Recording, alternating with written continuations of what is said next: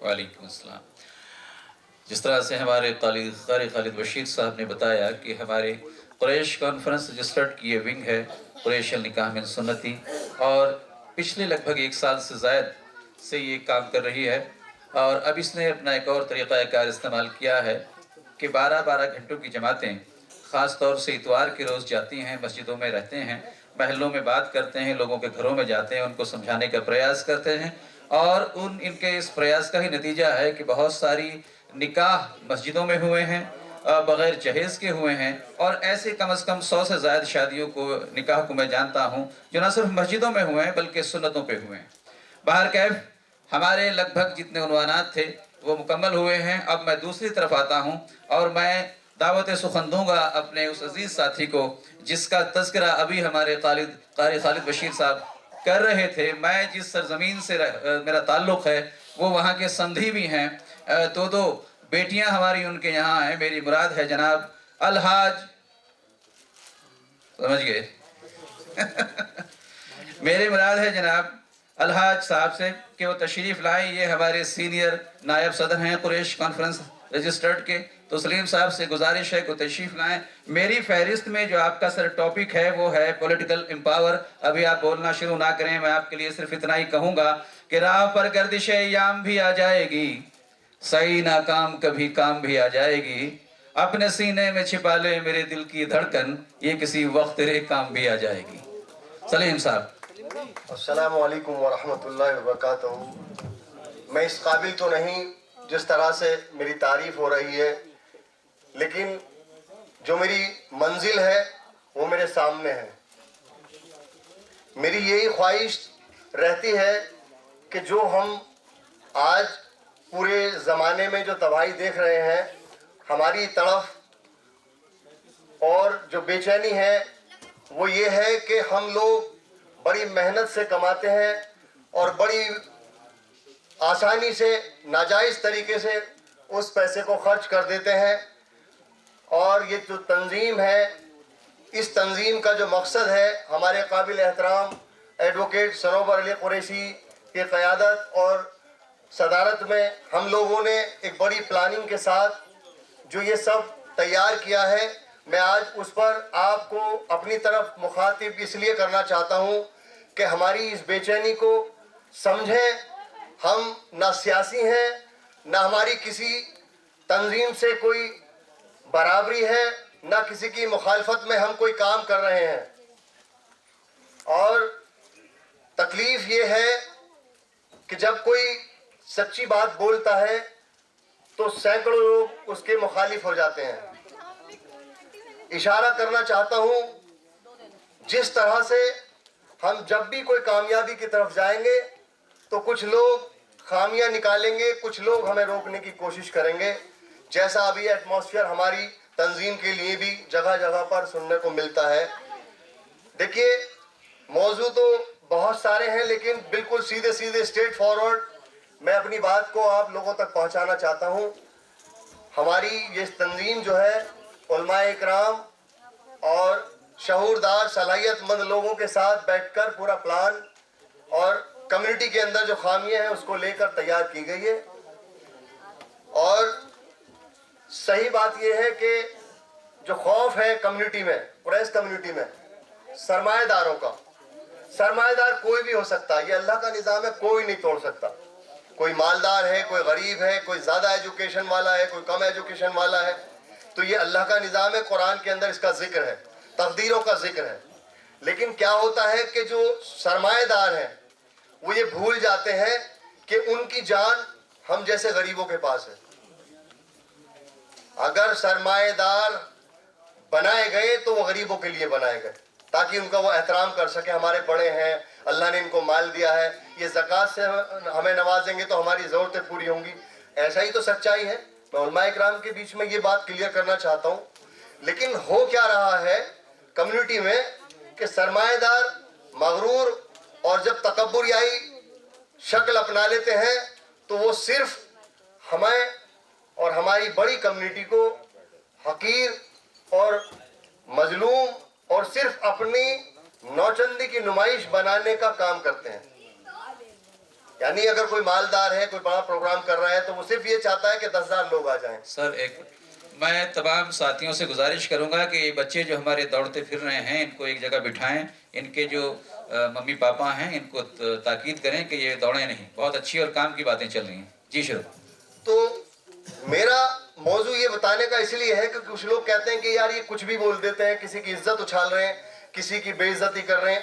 اللہ جانتا ہے کہ ہم اس بات کو، میں آپ کی گواہی اور آپ کی موجودگی میں بتا رہا ہوں، اللہ کو حاضر ناظر رکھ کے ہم نے ابھی تک مائنس میں بھی کبھی نہیں سوچا کہ ہم کسی کی شان کے خلاف کچھ بولیں. لیکن ہماری تکلیف، میں آپ کو ایک چھوٹی سی بات بتا رہا ہوں. ابھی پچھلے 10 دن پہلے 2 بیٹیاں انہوں نے پیغام بھیجا، ایک 45 سال کی اور ایک 40 سال کی، اور ایک بہن ان کی 25 سال کی.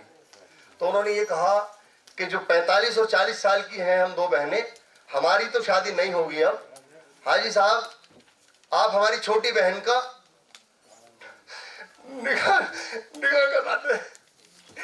اب یہ بتائیے، ایک جوان بیٹی 40 سال کی 45 سال کی یہ کہہ رہی ہے کہ ہمارا اب نکاح نہیں ہوگا. اس کا گنہگار کون ہے؟ یہ ظالم لوگ ہمیں کس کس طرح کی باتوں سے نوازتے ہیں کہ ہم ان کی بے عزتی کر رہے ہیں. ہم آپ سے اپنا حق مانگ رہے ہیں. آپ کو اللہ نے رتبہ دیا، آپ کو ہم نے صلاحیت دی، آپ کو اللہ نے مال دیا. آپ اس مال کی نمائش میں ہماری ہزاروں بہن بیٹیاں، آپ ان کی عمروں سے کھیل رہے ہیں، ان کی عزت سے کھیل رہے ہیں. اپنی شادیوں کو اتنی بڑی تعداد میں، بڑے بڑے 20-20 25-25 لاکھ کے بینکٹ ہال اور بڑی بڑی شادی گھروں میں شادی کر کے، آخر ہماری کہاں غلطی ہے؟ اگر غلطی ہے تو ہم آج یہیں، آپ ہاتھ اٹھا کر بتائیں اگر غلطی ہے تو ہم یہیں رکتے ہیں. اس آسان نکاح کو، اس تعلیم کو اگر ہم پہنچانا چاہتے ہیں قوم کے ذریعے، تو ہمارے لیے طرح طرح کی جو یہ ایسی سازشیں کر رہے ہیں جو ہمیں روکنا چاہتے ہیں، صرف اور صرف اس لیے کہ ان کو چودھری ماننے کے لیے لوگوں کی تعداد کم ہوتی جا رہی ہے. لوگ سمجھ رہے ہیں اور کوئی وجہ نہیں ہے، کوئی لڑائی نہیں ہے. میرے غریب بھی رشتہ دار ہیں، رکشہ چلانے والے بھی رشتہ دار ہیں، میرے IAS بھی رشتہ دار ہو سکتے ہیں، میرے بڑے بڑے ادھوگپتی بھی رشتہ دار ہو سکتے ہیں. قریش برادری نہیں ہے. اور میں آج آپ سے کہنا چاہتا ہوں کہ قریش کو کبھی برادری مت کہو. قریش قبیلہ ہے. برادری کس کی ہوتی ہے؟ برادری کا کیا مطلب؟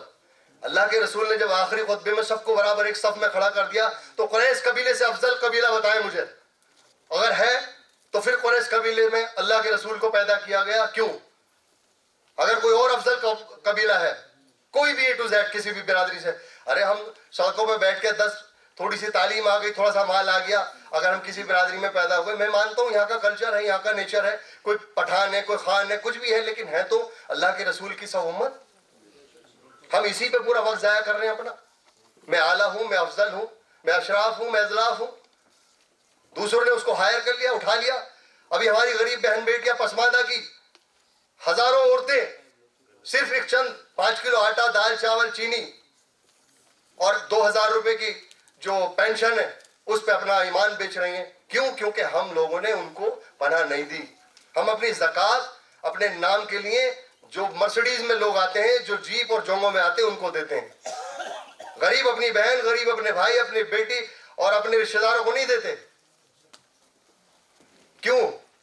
تو ہمیں یہ سمجھنا ہوگا کہ یہ بنیادی چیزیں تکلیف میں ہمیں ڈالنے کا جو سبب ہے کہاں سے شروع ہوا. دیکھیے یہ سب سے بڑی بات ہے کہ ہم لوگ جن چیزوں پہ فوکس کر رہے ہیں، تنظیمیں چاہے 1000 بنا لیں، لیکن جتنے آپ لوگ بیٹھے ہیں ہمیں سمجھنا ہوگا کہ اس میں کس کی پالیسی، کس کی چال ہے. آخر یہ برادریوں میں بانٹ کر، ہماری جو گندگی ہے اس کی تعریف کر کر، کس آدمی نے ہمیں اس طرف دھکیلا؟ کس کی سیاست ہے؟ ہم غلط کام کر رہے ہیں، ہم ناجائز کام کر رہے ہیں، ہم لڑکیاں نچا رہے ہیں. ہماری شادیوں میں ہماری بہن بیٹیوں کے پاس پھول لڑکیاں پھینک رہی ہیں، آدھے کپڑے پہن رکھے ہیں اور ہم خوش ہو رہے ہیں. اور وہ لوگ جب باہر آتے ہیں وہ تعریف کرتے ہوئے قریشی صاحب کمال کر دیا، ایسا پروگرام ہم نے کبھی نہیں دیکھا. وہ گھر جا کے کہتا اپنے گھر میں دیکھا آج کتنی تعریف ہوئی. ابے کمزرف، تجھے تو اس نے زمین میں گاڑ دیا، تجھے تو ایک گناہ کی طرف دھکیل دیا. اگر وہ ہمدرد ہوتا تو تجھے روکتا. ہمدرد وہ ہے جو میری کمی کو مجھے بتائے گا. میرا دشمن ہے وہ جو میری تعریف کرتا ہے. تعریف کس کی؟ تعریف تو اللہ کی ہے. ہم مال سے لوگوں کی عزت کر رہے ہیں، امال سے نہیں کر رہے. میں بھی ہوں اس میں.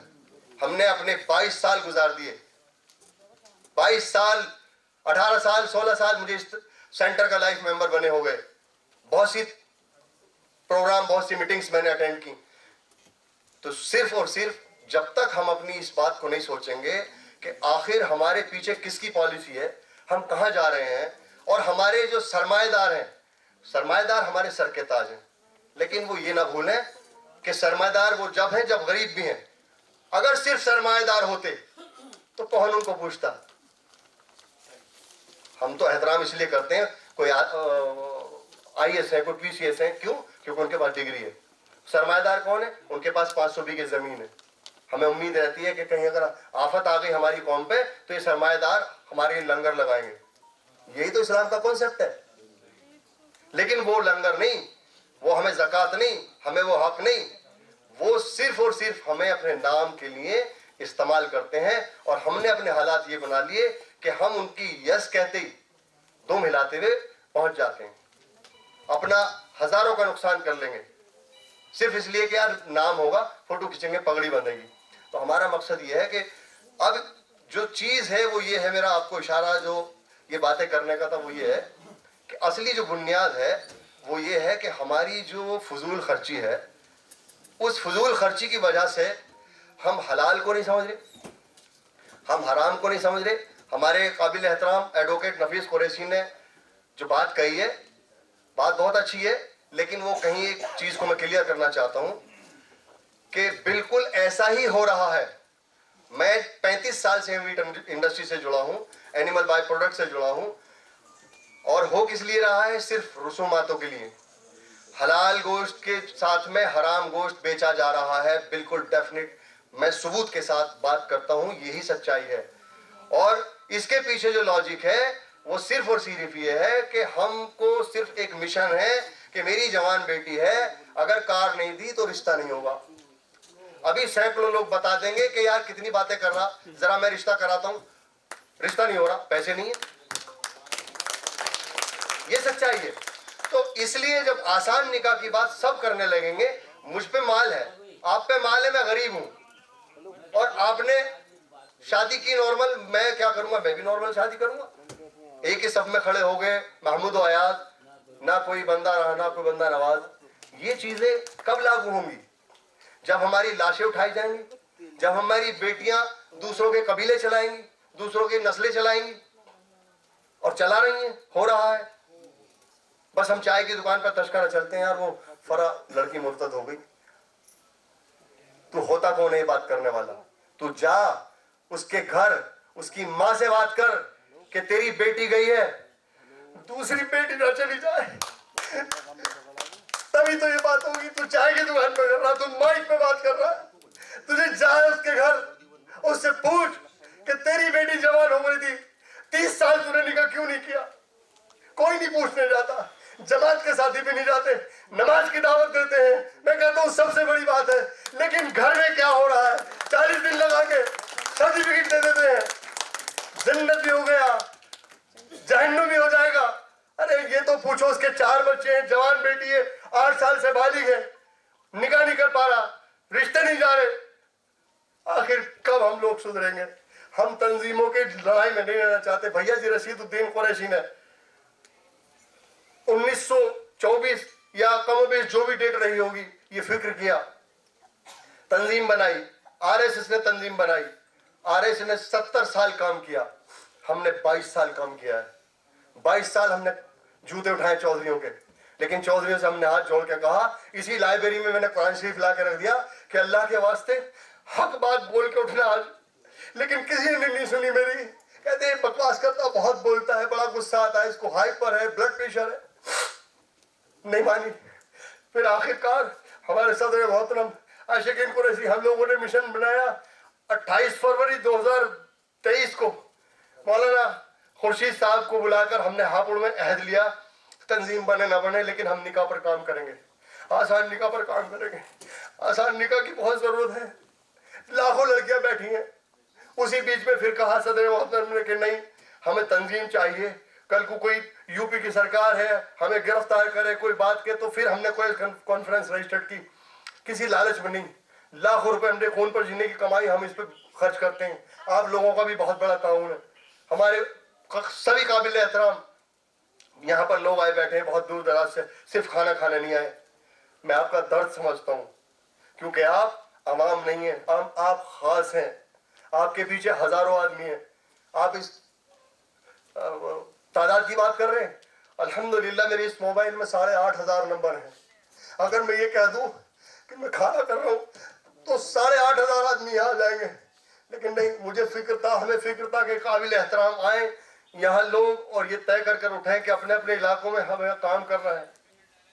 ہم نے آپ کو بلا کر صرف پورے ہندوستان میں میسج دینے کا کام کیا ہے اور ہم یہ عہد کرتے ہیں. اور میں یہ باتیں زبانی نہیں کر رہا ہوں. میرے 4 بچے ہیں، ایک بیٹی کا انتقال ہو گیا، 2 بیٹی اور 2 بیٹے. 2 بیٹوں کو میں یوسف صاحب کے یہاں گیا، مسجد میں سیدھا نکاح کر کے لایا.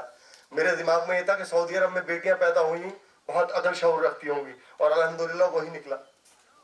ایک بیٹی کا میں نے نکاح کیا، ان کو بلایا، مسجد میں نکاح کیا، اس کا جو بھی دینا تھا دے دیا. ایک بچی ہے، گریجویشن کر رہی ہے، 2nd ایئر ہے.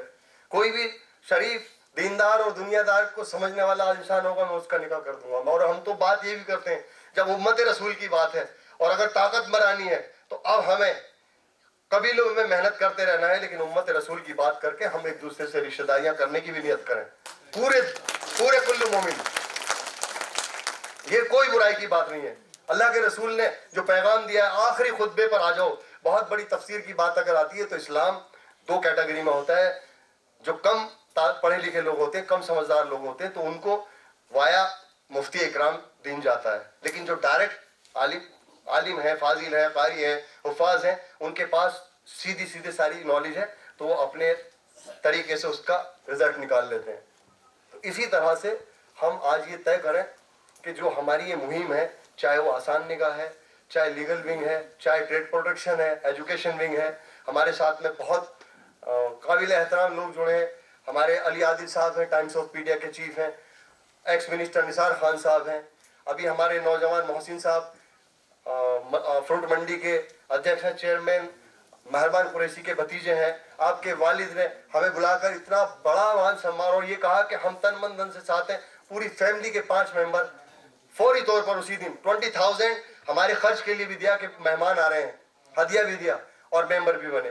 ایسا جوش میں جوان لوگوں میں ہم پیدا کرنا چاہتے ہیں. میں تو اپنے آپ کو بالکل طے کر چکا ہوں کافی ٹائم پہلے کہ میں اپنے آپ کو وقف کرتا ہوں برادری کے لیے. لیکن اللہ کے واسطے آپ یہ ساری چیزیں، حضرت مولانا خورشید صاحب ہمارے پیٹرن سرپرست تشریف لا چکے ہیں.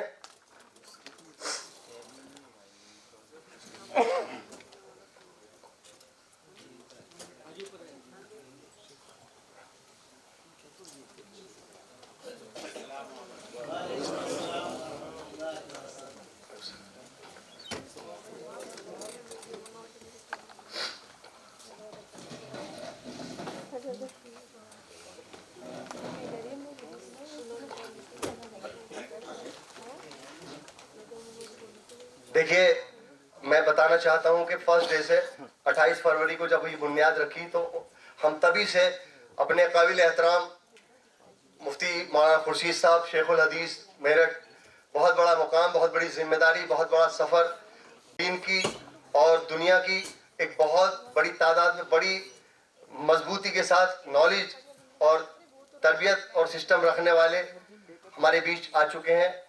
اور ہم آپ کو یہ بتا دیں کہ جتنی بھی باتیں ہم کرتے ہیں بلا مشورے کے، کچھ چیزیں ہو سکتی ہیں کسی پروگرام کو مینیج کے لیے، لیکن جو بھی چیزیں قرآن اور حدیث کی روشنی میں، اور مفتی سلمان خورشید صاحب ہیں آپ کے صاحبزادے، وہ تعلیم کو المیزان جو تعلیم کا ہمارا سسٹم ہے اس کو پوری طرح سے دیکھ رہے ہیں. ان کی اہلیہ ہیں، وہ بھی ویل ایجوکیٹڈ ہیں. تو ہم بتانا چاہتے ہیں کہ جتنی بھی چیزیں ہیں، ہم کوئی سیاسی یا اپنی دکان چلانے کی یا تنظیم میں صرف چودھری بن کر فوٹو کھنچوانے کی ہماری کوئی منشا کسی کی نہیں ہے.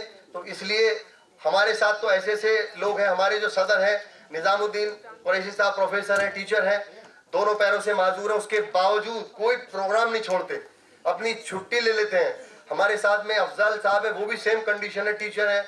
بہت سارے ہمارے ساتھ ہی لائرز, انجینئر, ڈاکٹرز. ابھی ہمارے بیچ میں خواتین بیٹھی ہیں, ہماری بہن اور قابل احترام سب جو حاضر ہوئی ہیں, یہ بڑی خوشی کی بات ہے. اور یہاں اسٹیج پر انہوں نے کافی چیزیں بولی, ممبئی سے آئی ہوئی ہیں ہماری بخلا وکیل صاحبہ. تو ہمیں آج یہ عہد کر کر اٹھنا ہے کہ بھئی ہمیں یہ چیزیں جیسے صحاباؤں کے وقت میں اللہ کے رسول کا پیغام ایسے پھیلا, دنیا میں پھیلا, تو ہم اس کو اسی طرح سے پھیلاتے رہیں گے. بدگمانی, کسی کی چالاکیاں, کسی کی فطرت, ہمیں اس میں نہیں جانا. ہمیں کوئی نیگیٹیوٹی نہیں, ہمیں کسی کی کوئی مخالفت نہیں کرنی. ہمیں اپنا ایک مشن ہے, ہمیں آنے والی جنریشن, آنے والی نسلوں کو دیندار اور شعوردار, تربیت والا اور اللہ کی رسول اور اللہ کی پسند والا مومن اور نسلیں بنانی ہے. یہ میرا آپ لوگوں تک پیغام ہے. آپ اس کو پوری طرح سے اپنے اوپر یہ سوچیں کہ یہ ذمہ داری ہے, اور اگر میری کہیں خامی ہے تو میں ابھی اصلاح کروں گا. ابھی ہاتھ اٹھا کر بتا دیں کہ ہاں آپ کی یہ خامی ہے اور اس کی اصلاح کر لیں. چونکہ ہم یہاں جو آئے ہیں سیکھنے کے لیے بھی آئے ہیں, اور بتا دیں کہ اس تنظیم کا سب سے بڑی بات جو ہے, جو آپ کے اندر فخر اور عزت محسوس ہونی چاہیے, وہ یہ کہ آج ایک ہی صف میں کھڑے ہیں. محمود و ایاز, نہ کوئی بندہ نہ بندہ نواز, ہم وہیں بیٹھے ہیں. ہمیں موقع ملا, یہاں آ گئے. ہم آپ کے سپاہی ہیں, ہم آپ کے ساتھ چلیں گے.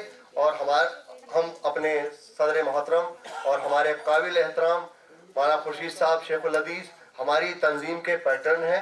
حالانکہ وہ بہت احترام کے ساتھ اور بتاتے چلتے ہیں کہ تنظیمیں بہت جلد آتی ہیں اور نقصانات اس کے بہت ہو جاتے ہیں. اسی ڈر سے ہم نے مفتی اکرام کی 550 مفتی اکرام, اور خوشی کی بات یہ ہے, میں تکبر میں نہیں کہہ رہا, قریش کمیونٹی کے 500-550 عالم مفتی حضرات آپ کے پوری ایک تنظیم ہے.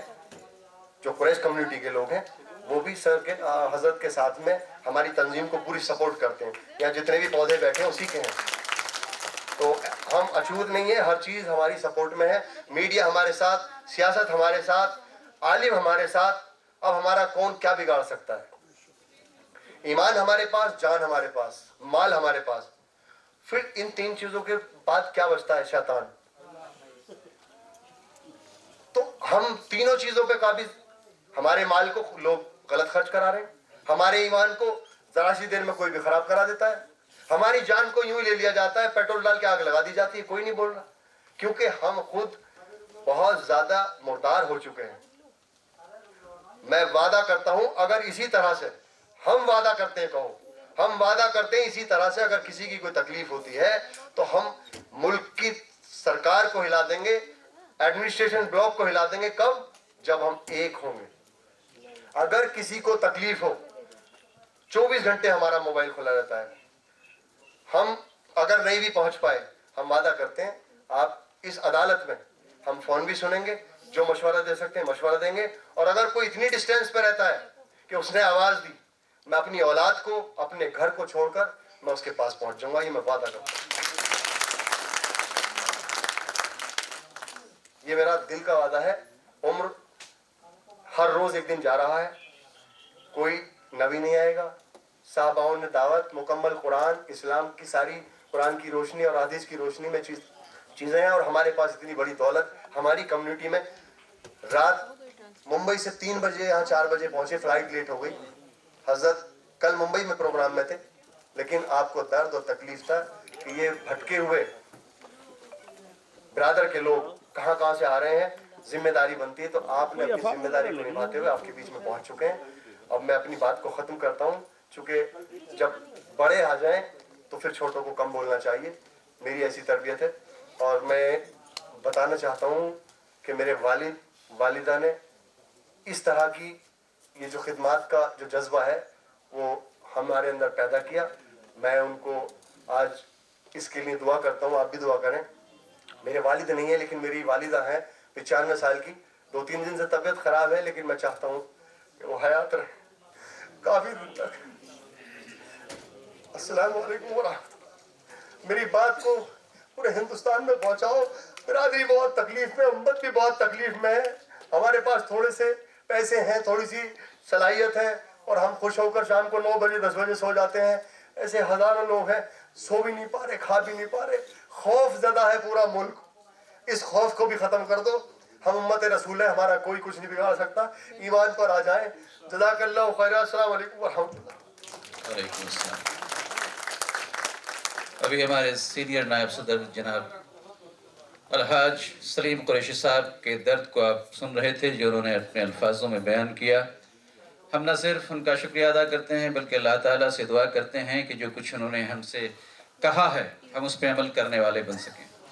اس سے پہلے کہ میں اگلے کسی شخص کو بلاؤں, ہمارے درمیان میں مفتی خورشید صاحب شیخ الحدیث دارالعلوم میرٹھ آ چکے ہیں.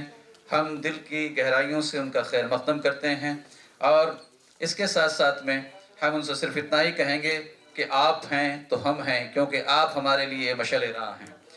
میں مفتی صاحب سے گزارش کروں گا کہ وہ چند الفاظ آج کے موضوع پہ بولیں. آج کا موضوع میری لسٹ کے حساب سے انہیں زکوٰۃ فنڈ دیا گیا ہے, تو اس پہ ہماری وہ اصلاح کریں اور ہمیں بتائیں کہ اس زکوٰۃ فنڈ کے سلسلے میں کس طرح سے وہ ہماری رہنمائی کر سکتے ہیں. جناب مفتی خورشید صاحب.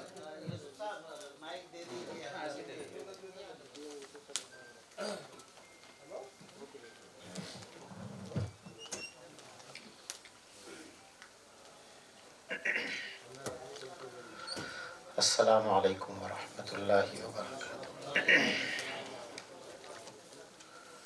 نحمده ونصلي ونسلم على رسوله الكريم اما بعد. صدر محترم اور قابل قدر مہمانان گرام,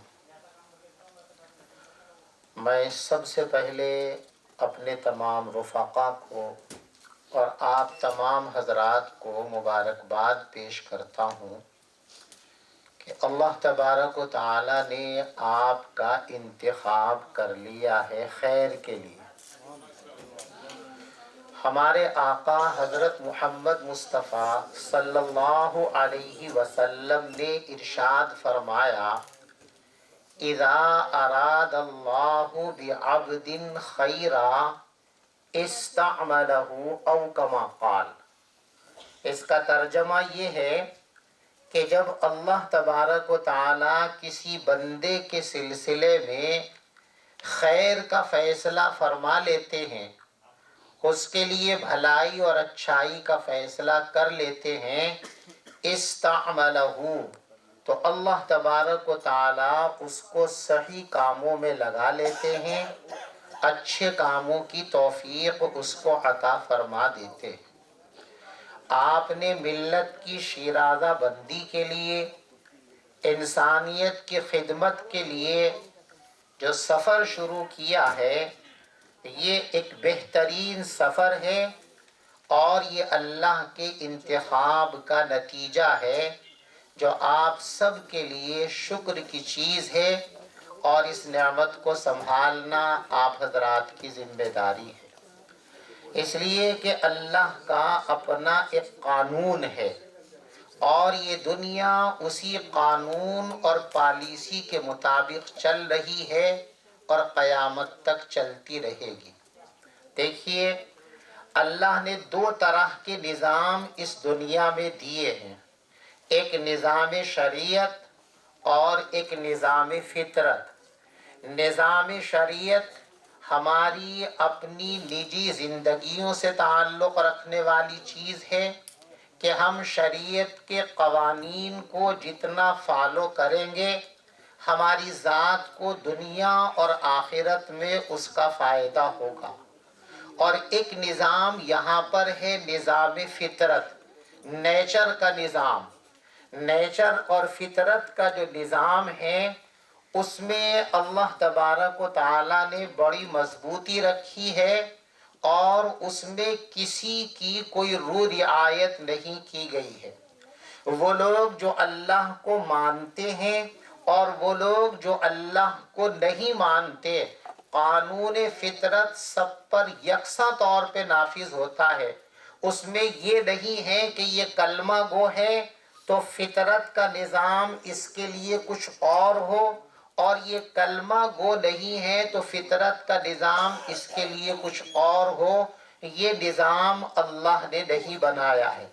اللہ نے نظام فطرت پوری کائنات کے لیے ایک ہی بنایا ہے، اس نظام کی ایک چھوٹی سی جھلکی میں آپ کو بتانا چاہتا ہوں۔ اس نظام فطرت کا اور قانون فطرت کا ایک خاص اصول یہ ہے کہ نافعیت ہے تو بقا ہے، نافعیت ہے تو عزت ہے۔ اگر کائنات کی کوئی چیز اپنے اندر نفع پہنچانے کی صلاحیت نہیں رکھتی تو قانون فطرت کے مطابق اللہ نے نہ اس کے لیے عزت کا وعدہ کیا ہے، نہ اللہ نے اس کے لیے بقا کا وعدہ کیا ہے، نہ اللہ نے اس کی حفاظت کا وعدہ کیا ہے۔ اللہ نے اس قانون فطرت کو قرآن پاک میں ایک مثال کے ذریعے واضح فرمایا، مثال دی جس کا خلاصہ یہ ہے کہ اللہ تبارک و تعالی آسمانوں سے بارشیں فرماتے ہیں اور وہ بارش کا پانی ندیوں میں، نالوں میں، وادیوں میں بہنے لگتا ہے۔ اس پانی کے ساتھ ساتھ پانی پر جھاگ اور بلبلے بھی ہوتے ہیں، لیکن ان جھاگوں میں نہ کسی چیز کی پیاس بجھانے کی صلاحیت ہوتی ہے، نہ اس سے آپ وضو کر سکتے ہیں، نہ کپڑے دھو سکتے ہیں۔ وہ جھاگ اور بلبلے نافعیت سے اللہ کی مخلوق کو فائدہ پہنچانے سے عاری ہیں، اس لیے اللہ نے ان کی بقا اور حفاظت کا کوئی انتظام نہیں فرمایا۔ اللہ فرماتے ہیں فَأَمَّا الزَّبَدُ فَيَذْهَبُ جُفَاءً، کہ دیکھو بھائی، پانی کے ساتھ اٹھنے والے جھاگ اور بلبلے ان کا کوئی وجود نہیں ہے، وہ چند لمحوں میں خشک ہو کر ختم ہو جاتے ہیں۔ اور فرمایا وَأَمَّا مَا يَنْفَعُ النَّاسِ، اور وہ چیز جو لوگوں کو فائدہ پہنچاتی ہے فَيَمْكُسُ فِي الْأَرْضِ، اللہ تبارک و تعالی زمین میں اس کو حفاظت کے ساتھ باقی رکھتے ہیں۔ یہاں آپ اللہ کی تعبیر دیکھیے، جھاگوں کے مقابلے میں یوں بھی کہہ سکتے تھے وَأَمَّا الْمَاء، کہ پانی کو اللہ حفاظت کے ساتھ رکھتا ہے، لیکن پانی نہ کہہ کر اللہ نے فرمایا وَأَمَّا مَا يَنْفَعُ النَّاسِ، وہ چیز جو لوگوں کو فائدہ پہنچائے اللہ تبارک و تعالی اس کی حفاظت کرتے ہیں۔ یعنی بتایا گیا کہ پانی کی بقا کا جو انتظام ہے اس میں پانی کی ذات کا کوئی دخل نہیں ہے، بلکہ پانی کے اندر پائی جانے والی جو ایک خاص صفت ہے اللہ کی مخلوق کے لیے نفع رسانی، اس بنیاد پر اللہ تبارک و تعالی نے اس کی حفاظت کا انتظام فرمایا۔ تو جو لوگ اپنے کو نافع بناتے ہیں اللہ نے ان کے لیے عزت کا فیصلہ کیا ہے، بقا کا فیصلہ کیا ہے، اقتدار اور بلندی کا فیصلہ کیا ہے۔ اور جو لوگ اپنے آپ کو اس صفت سے محروم کر لیتے ہیں، چاہے وہ دولت والے ہوں، چاہے وہ اقتدار والے ہوں، چاہے وہ قوت والے ہوں، ان کو قدرت کے قانون کے مطابق تاریخ کا قصہ پارینہ بنا دیا جاتا ہے، پرانی داستان میں اس کو تبدیل کر دیا جاتا ہے۔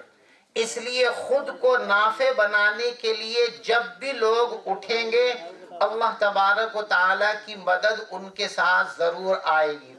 آپ حضرات نے اللہ کی مدد سے جو سلسلہ شروع کیا ہے، آپ اس سلسلے کو لے کر بڑھیں گے، یقین رکھیے قدم قدم پر اللہ کی مدد آپ کے ساتھ آئے گی۔ شرط یہ ہے کہ آپ ہمیشہ اس پہلو کو سامنے رکھیں کہ ہماری اس تنظیم کا، ہماری تحریک کا، ہماری جد و جہد کا ایک ہی منشا ہے کہ اللہ کی مخلوق کو فائدہ پہنچانا ہے، انسانیت کو فائدہ پہنچانا ہے، اور اس فائدے میں ہم کو اول نمبر پر رکھنا ہے اپنی برادری کو۔ اور یہ کوئی تعصب کی بات یا عصبیت اور فرقہ پرستی کی بات نہیں ہے، اس کی تعلیم ہم کو رسول پاک صلی اللہ علیہ وسلم نے دی ہے۔ آپ نے ارشاد فرمایا خیرکم المدافع بعشیرتہ ما لم یأثم، سب سے بہترین مسلمان وہ ہے جو اپنے قبیلے کو، اپنی کمیونٹی کو فائدہ پہنچائے گناہوں اور ظلم سے بچتے ہوئے۔ اگر گناہوں کی صورت میں، ظلم کی صورت میں اپنی برادری کمیونٹی کے لیے کام کرو گے تو اللہ کی نگاہ میں قابل نفرت کہلاؤ گے، اور اگر ظلم سے بچتے ہوئے، گناہوں سے بچتے ہوئے اپنی کمیونٹی کے لیے، اپنے قبیلے کے لیے، اپنی برادری کے لیے آپ کام کریں گے تو آپ کو رسول پاک صلی اللہ علیہ وسلم نے خیر کا لقب دیا، خیرکم المدافع بعشیرتہ، اپنے کنبے، کمیونٹی، قبیلے کی بات کرنے والا وہ تم میں سب سے اچھا اور بہترین مسلمان ہے۔ اپنی کمیونٹی کے سلسلے میں آپ حضرات کو ایک بات ضمناً اور بتانا چاہتا ہوں، اسے آپ شکایت سمجھیے یا میرا درد سمجھیے کہ ہم سب اس معنی میں مجرم ہیں کہ ہم نے اپنے بچوں کی حوصلہ افزائی نہیں کی ہے، ہم نے اپنے بچوں کو اتنا بے یار و مددگار چھوڑا ہے کہ وہ جس میدان میں جاتے ہیں اپنی کمیونٹی کے اعتبار سے اپنا تعارف کراتے ہوئے جھجکتے ہیں، اپنے کو قریشی کہتے ہوئے ذرا تذبذب کا شکار ہوتے ہیں، ایک انجانے خوف کے اندر مبتلا ہوتے ہیں، اور اس کی وجہ آپ اور میں، اس لیے کہ ہم نے کبھی ان کو بہتر طریقے سے سپورٹ کرنے کی کوشش نہیں کی، ہم نے ان کا حوصلہ بڑھانے کی کوشش نہیں کی۔ میں بغیر کسی لاگ لپیٹ کے کہتا ہوں کہ جس قریشی شخص نے علم، سیاست، کسی میدان میں بھی کوئی ترقی کی ہے، اس نے خود کنواں کھود کر پانی نکالا ہے، آپ نے برادری کی حیثیت سے اس کو کچھ نہیں دیا ہے۔ یہ بات اگرچہ آپ کو ناگوار گزرے لیکن حقیقت کا اظہار کرنا میرا فریضہ بنتا ہے، یہ حقیقت ہے، اگر کسی کو اس سے اختلاف ہو تو وہ مجھ سے بات کر سکتا ہے۔ آپ نے کبھی بحیثیت قبیلہ اپنے نوجوانوں کی حوصلہ افزائی نہیں کی ہے، ان کی قیادت نہیں کی ہے، ان کو میدانوں میں بڑھنے کے مواقع آپ نے فراہم نہیں کیے ہیں۔ ہاں البتہ آپ نے ان کی ٹانگیں ضرور کھینچی ہیں، ان کے خاندانی پس منظر کو، ان کے باپ دادا کی زندگیوں کو اجاگر کر کے آپ نے ان کے حوصلوں کو توڑنے کا وہ جرم کیا ہے جس کو تاریخ اور قانون فطرت کبھی معاف نہیں کر سکتا۔ اس لیے میرے بھائیوں، جو غلطی کی ہے اس کو سمجھو اور توبہ کرو، اس لیے کہ اللہ فرماتے ہیں، اللہ کے رسول صلی اللہ علیہ وسلم فرماتے ہیں خیر الخطائین التوابون، بہترین گنہگار وہ ہیں جو اپنے گناہ کا ادراک اور احساس کر کے اپنے آپ کو گناہوں کی راہوں سے ہٹا کر صحیح راستے پر گامزن ہو جاوے، وہ سب سے بہترین شخص ہے۔ تو اپنی اس غلطی کا اعتراف کیجئے۔ میں اس کی تفصیل میں نہیں جانا چاہتا، ورنہ دل چاہتا تھا کہ ایک ایک میدان میں نشاندہی کروں کہ آپ نے اپنی قوم کے اٹھنے والے بچوں کو کس طرح بے یار و مددگار چھوڑا ہے، ان کو کسی میدان میں آپ نے سنجیدگی کے ساتھ اپنا مان کر آگے بڑھانے کی کوشش ابھی تک نہیں کی ہے۔ مجھے امید ہے کہ ہم سب اس غلطی کا احساس کر کے اس سے باز رہیں گے اور آئندہ اس کو دہرانے سے بچیں گے۔ میرے لیے جو گفتگو کا موضوع دیا گیا ہے وہ زکوٰۃ کے سلسلے میں ہے، لیکن میں نے اپنے بھائی سمجھتے ہوئے آپ سب لوگوں کو، اور آپ مجھ سے محبت کرتے ہیں، مجھ کو اپنا بھائی مانتے ہیں، اس لیے خصوصی اختیارات کا استعمال کرتے ہوئے یہ چند باتیں میں نے آپ کے سامنے عرض کی ہیں۔ اسی طرح میں ایک بات آپ کو یہ بھی کہنا چاہوں گا کہ آپ بہت بڑے ہیں، لیکن آپ کو میٹھی گولیاں دے کر ہمیشہ سلانے کی کوشش کی گئی ہے۔ آپ کی کمزوری یہ ہے کہ آپ کو کہا گیا حاجی صاحب آپ تو آپ ہیں، بس آپ آپے سے باہر ہو گئے۔ آپ نے کبھی سوچا نہیں کہ ان میٹھی گولیوں کے ذریعے آپ کی کس طرح نسل کشی کی جا رہی ہے، کس طرح آپ کو مستقبل میں برباد کرنے کی کوششیں کی جا رہی ہیں۔ اس لیے اٹھیے اور اپنی نسلوں کی زندگی کے لیے خود کش کرنے کا عزم کیجیے۔ جو قومیں خود کرنے کا عزم کرتی ہیں، قدرت ان کی سپورٹ کے لیے کھڑی ہو جاتی ہے، اور جو قومیں خود اپنے لیے کچھ کرنے کا ارادہ نہیں رکھتی، قدرت کبھی ان کی سپورٹ کے لیے آگے نہیں آتی۔ یاد رکھو، قدرت کی سپورٹ انہی لوگوں کو ملتی ہے جو کچھ کرنا چاہتے ہیں، اور جو کرنا نہیں چاہتے قدرت کبھی ان کی سپورٹ نہیں کرتی ہے۔ یاد رکھو، اللہ رحمان ہے، ارحم الراحمین ہے، لیکن وہ قانون شریعت سے جڑی ہوئی چیز ہے۔ قانون فطرت کے اندر صرف اور صرف عدل چلتا ہے، وہاں فضل کی کوئی گنجائش نہیں ہے۔ جو اٹھے گا اسے اللہ تبارک و تعالی سپورٹ کریں گے، جو خود کو کھڑا کرنے کی کوشش نہیں کرے گا، اللہ تبارک و تعالی کبھی اس کی سپورٹ نہیں کرتے ہیں۔ یہ ان کا نظام اور ان کی سنت اور پالیسی ہے، جس کے بارے میں قرآن میں صاف صاف اللہ نے فرما دیا، فَلَن تَجِدَ لِسُنَّتِ اللَّهِ تَبْدِيلًا۔ اللہ کی سنت اور پالیسی کے اندر سرے منہ بھی تبدیلی آپ کو نہیں ملے گی۔ جو بنا دی پالیسی، قیامت کی صبح تک یہ دنیا اسی پالیسی کے مطابق چلے گی۔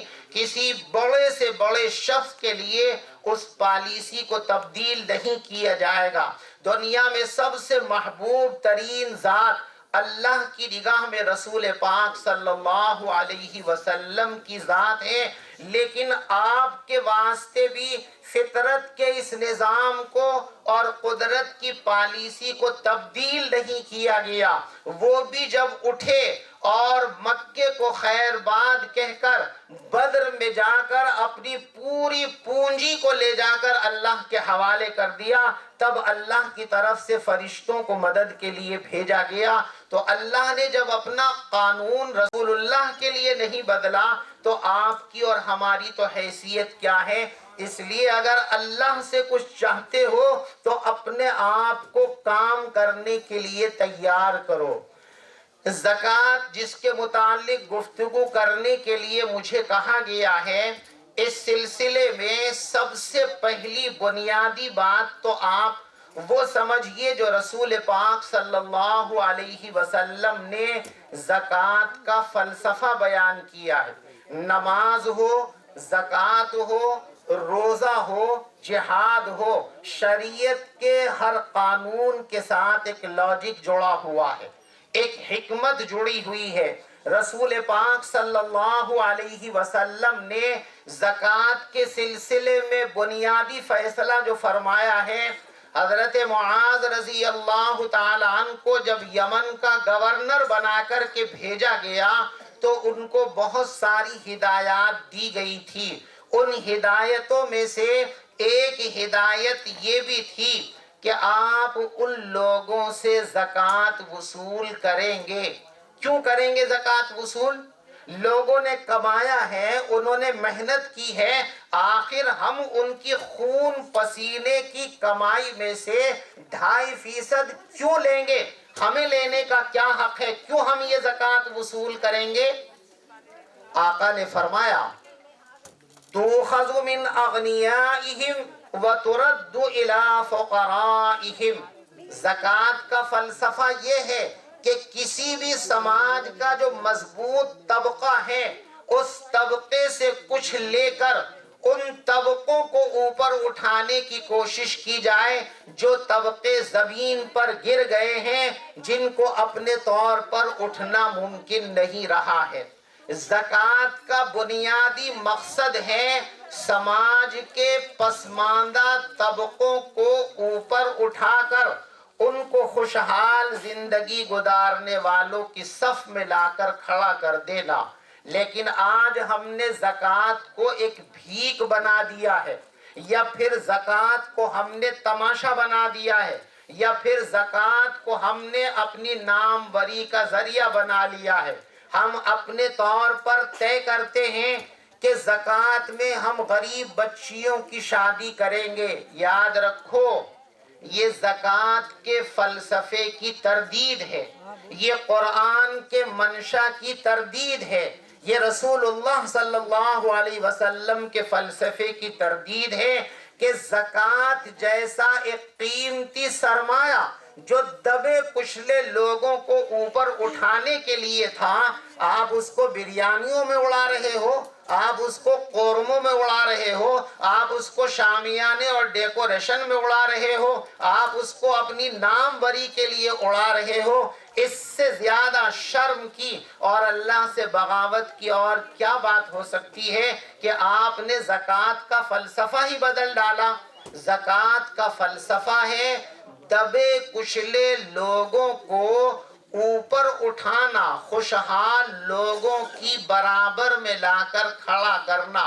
اب ہم زکوٰۃ دیتے ہیں بھکاریوں کی تعداد میں اضافہ کرنے کے لیے، اس کو اس طرح بانٹا جاتا ہے، یہ آیا اس کو دیا، وہ آیا اس کو دیا، یہ آیا اس کو دیا، یعنی فقیروں کی جتنی لین 2023 میں ہے، اب جب 2024 میں رمضان آئے گا تو فقیروں کی لسٹ کے اندر 100 200 400 کا مزید اضافہ ہو گیا ہوگا۔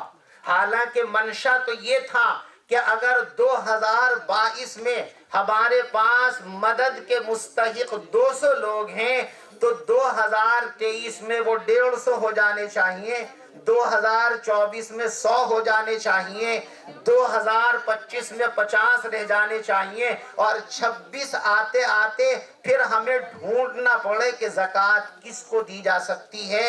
لیکن ہم معکوس ترقی کر رہے ہیں کہ زکوٰۃ کے نام پر بھیک منگوں کی، بھکاریوں کی بھیڑ میں ہم اضافہ کر رہے ہیں، اور ہر سال ان بھیک مانگنے والوں، ہاتھ پھیلانے والوں اور جھکنے والوں کی تعداد کو بڑھا رہے ہیں۔ اسلام میں سوال کو ذلت قرار دیا گیا ہے۔ آقا کا ارشاد ہے السوال ذل، اپنے لیے کچھ مانگنا یہ سب سے بڑی ذلت کی بات ہے، اور ہم نے اس کو اپنی قوم کا امتیازی نشان بنا دیا ہے۔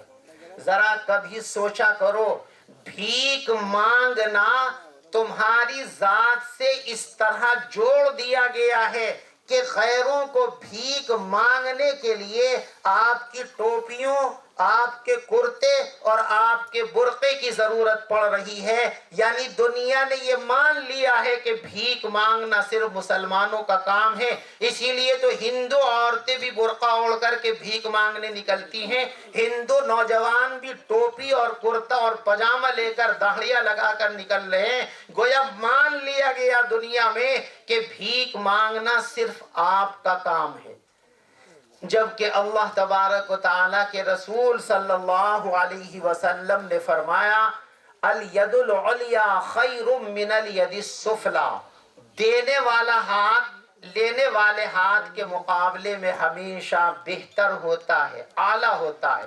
اللہ کے رسول صلی اللہ علیہ وسلم کسی میدان میں آپ کو کمزور دیکھنا نہیں چاہتے۔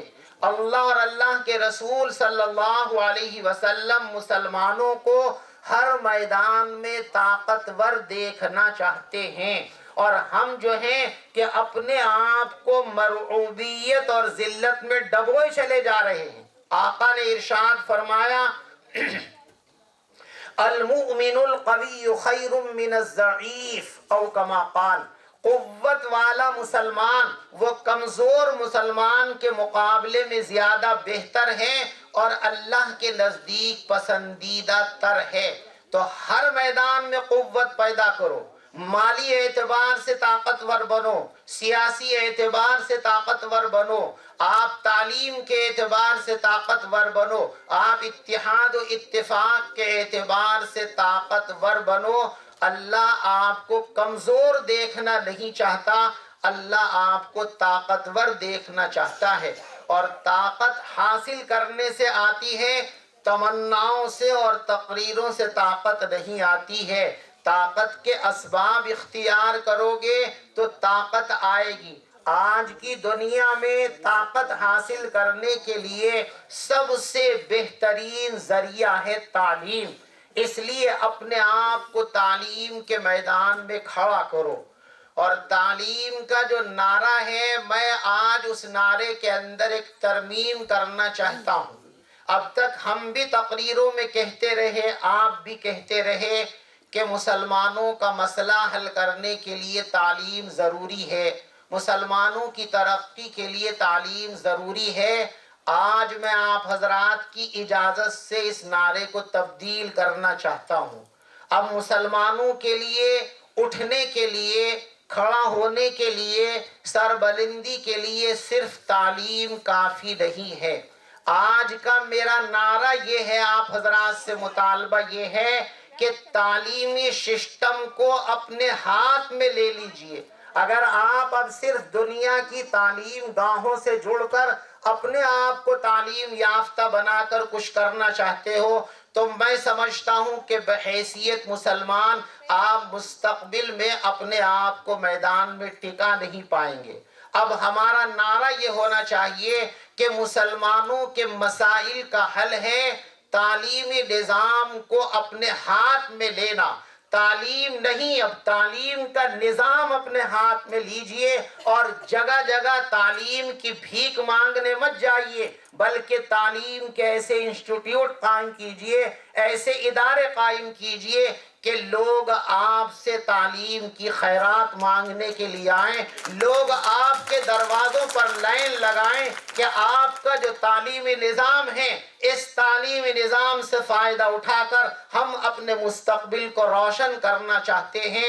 ایسی صورتحال پیدا کیجئے تو مستقبل میں ایک عزت دار قوم کی حیثیت سے آپ کے وجود اور بقا کی توقع کی جا سکتی ہے۔ اور اگر آپ نے اب بھی غفلت کی نیند کو نہیں توڑا تو بڑے افسوس کے ساتھ میں کہتا ہوں کہ شاید 10 سال گزرتے گزرتے بحیثیت مسلمان ہندوستان میں آپ کا وجود ایک خواب و خیال کی بات ہوگی۔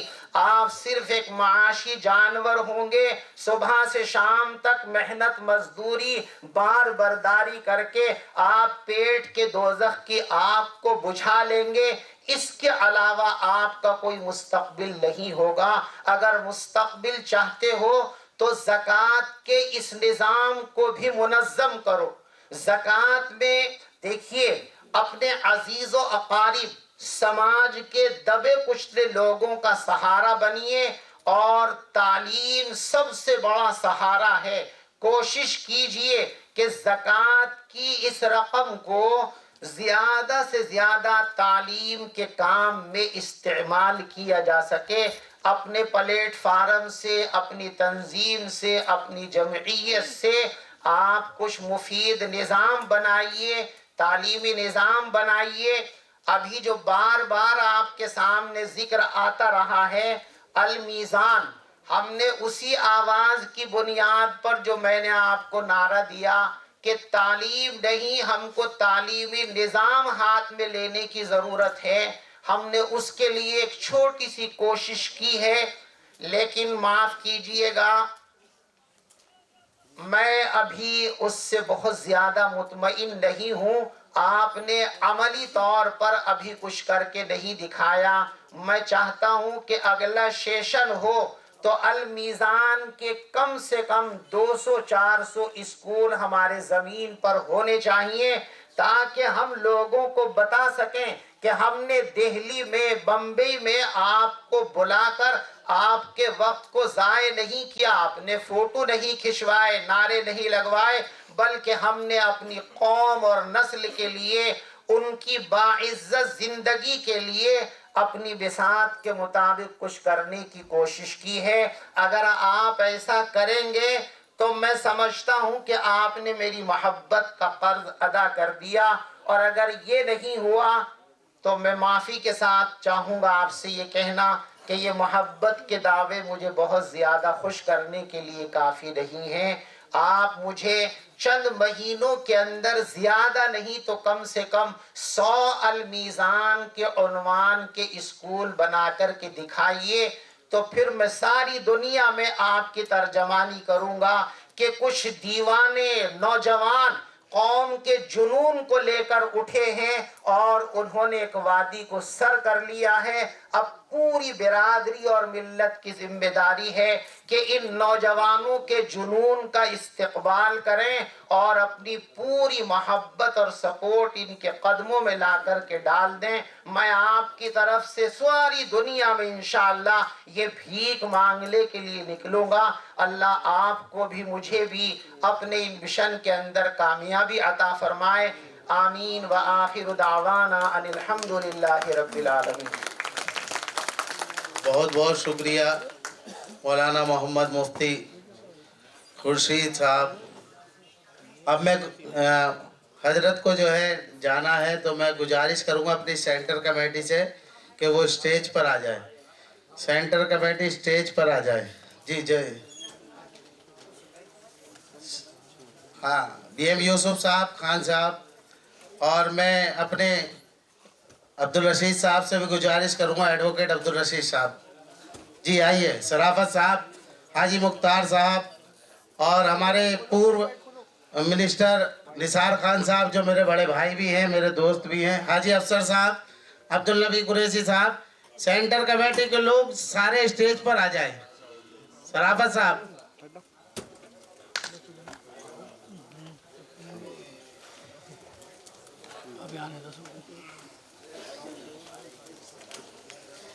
یہ ہماری سینٹر کمیٹی کی طرف سے حضرت کو جو ہے یہاں پر استقبال کیا جاتا ہے۔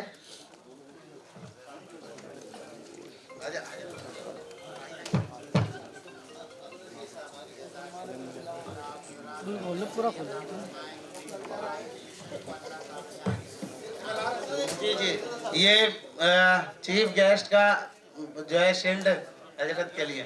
آئیے عبدالرشید صاحب، باہر ادھر آئیے، آپ ادھر آئیے۔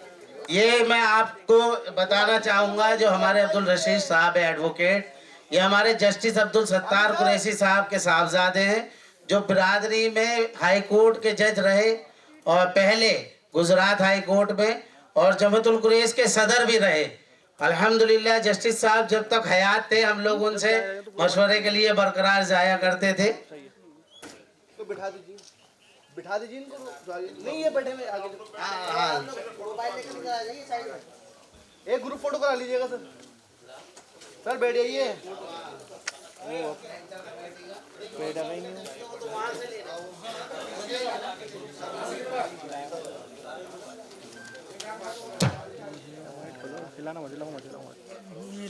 یس، ارے سر سائڈ ہو جاؤ تھوڑے سے، ارے یہ لو موبائل لے کے سائڈ ہو جائیے، یہ بعد میں کھینچ لیجیے گا، ویٹ کریں گے سر۔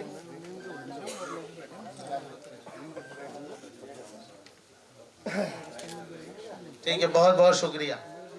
ہمارے بیچ ہمارے اتراکھنڈ کے صدر محترم جناب ایڈوکیٹ ندیم اکبر صاحب بھی موجود ہیں، تشریف لا چکے ہیں۔ ہمارے ندیم اکبر صاحب اتراکھنڈ حج کمیٹی کے ممبر بھی ہیں، اور بہت جلد انشاءاللہ اللہ چاہے گا تو ایک خوشخبری اور ملے گی۔